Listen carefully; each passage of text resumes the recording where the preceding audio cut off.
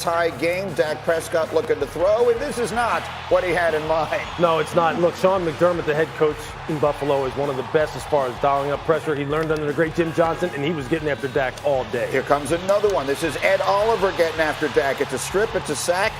In the reverse order of that, and then Trent Murphy is tackled to the Cowboy 39, and the Bills would take it in and score from there. And then special teams, they missing kicks. Look, it's all three phases right now in some way, shape, or form that are letting the Cowboys down. Here's another example of it right here. And then another big decision. They go for it this time on a 4th and goal from the 7.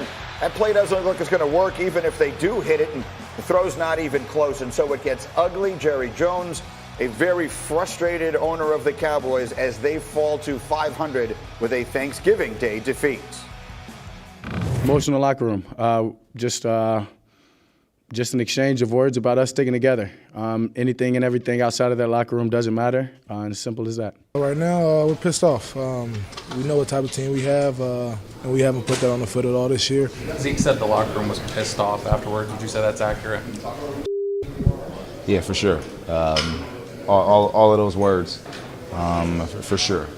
We understand the type of team that we have and what we're capable of. We got to find a way to show it.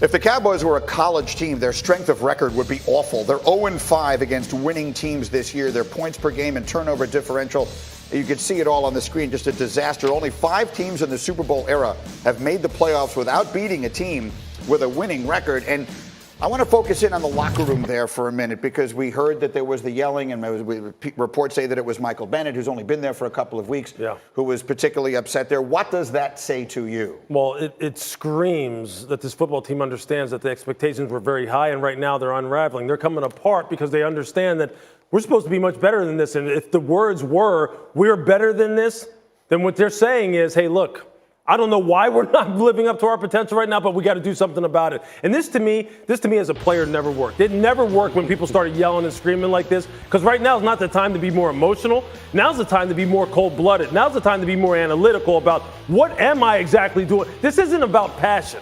This is about execution, and execution is about being in the right mindset to where you're able to dial in for 3 hours, 3.5 hours, and do what the heck you're supposed to do, because this football team doesn't do that. So all the yelling and screaming for me, and Acho, I know where you're about to go next. That doesn't work for me either. Where is that? Look, here's what comes next, Greeny. The players-only meeting. Right. And the players-only meeting is the beginning of the end. It's when the leaders of the team will say, coaches, y'all got to step out. Management step out. They get behind closed doors and say, we got to get better. We got to fix this. Everybody lock in. But it's to Lewis's point. It's not time for all the gyrations and semantics. Right now, it's time for the execution. It's time to get back into the film room, get back into the play study, and execute, practice better, and practice harder. Yeah, I think you have a team now is set up with they have next Thursday against the Bears. Critical game. Obviously, they have to win it. Now is where you get into we're the Cowboys. We know what we're doing this time of year. We had a big finish last year. Right? They'll run their week because it's a Thursday to Thursday. They'll run their week like they usually do. Today's Monday, tomorrow's Tuesday. So they get into that routine. Again, it's about, we believed all along this mix of players and coaches was good enough.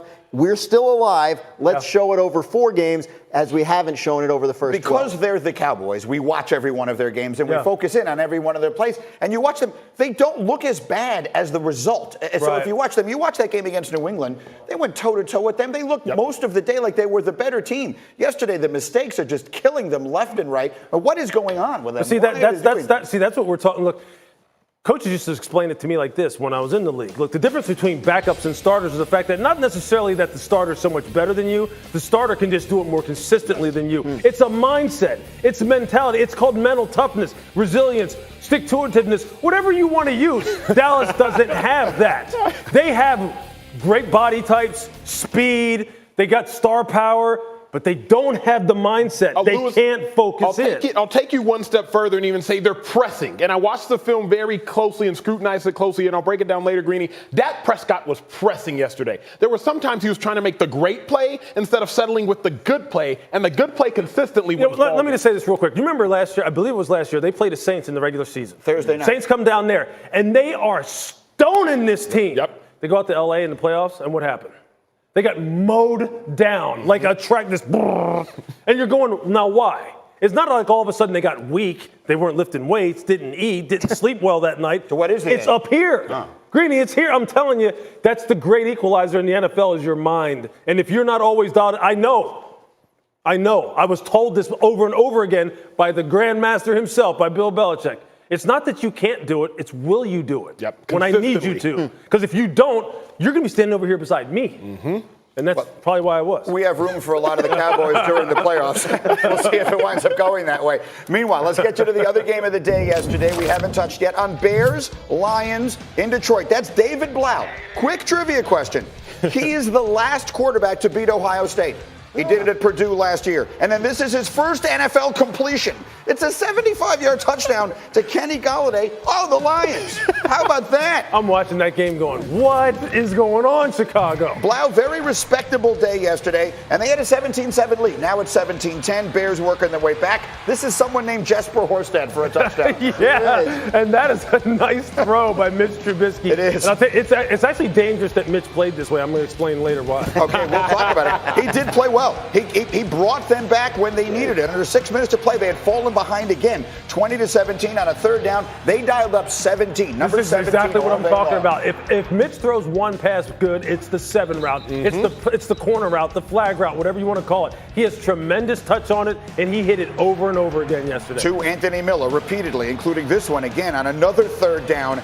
This one puts them deep in Lions territory, a 32-yard play, and then a few plays later, here's your game winner, David Montgomery over the middle, the 3-yard touchdown, and it's good. Trubisky, 29 of 38, 338 yards, 3 touchdowns, and the Bears get a win they desperately need. And for the third time in his career, Trubisky over 300 yards and 3 touchdowns.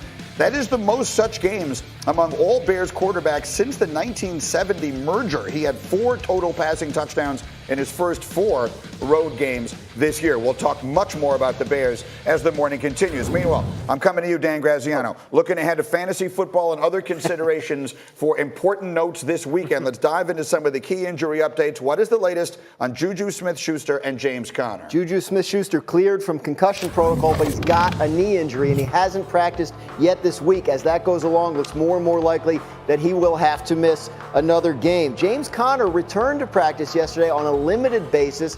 My understanding of his injury is a shoulder issue, and his primary concern is not making it worse. And if he feels like he can play without risking making it worse and leading him down the path towards surgery, he may do that. So we'll see how it goes today with the practice report. Let's talk about Derrick Henry. He's been great, and his team's been hot. Yeah, 350 rushing yards his last 2 games. He left Wednesday's practice early with a hamstring issue, which is always a concern, but he was able to practice on a limited basis yesterday, so that's encouraging. Obviously, they'll be careful with him. He's critical to everything they do on offense, but the fact that he practiced yesterday is encouraging, and at this point, no major reason for concern there. And then Monday night, we got the Seahawks and Vikings. Will we see Adam Thielen? That's up in the air. Look, he practiced Tuesday. He didn't practice Wednesday. Limited practice yesterday. They have the Monday night game, so they're a day behind in terms of their schedule. They're going to be extremely careful with this Adam Thielen hamstring injury because they have bigger things in mind involving January, and they want him to be right for that. All along, they've thought they were getting him back this week, but it's not 100% just yet. All right, we have much more football all morning long here. Coming up on Get Up, it's been mission impossible all season long. No one can stop Lamar Jackson.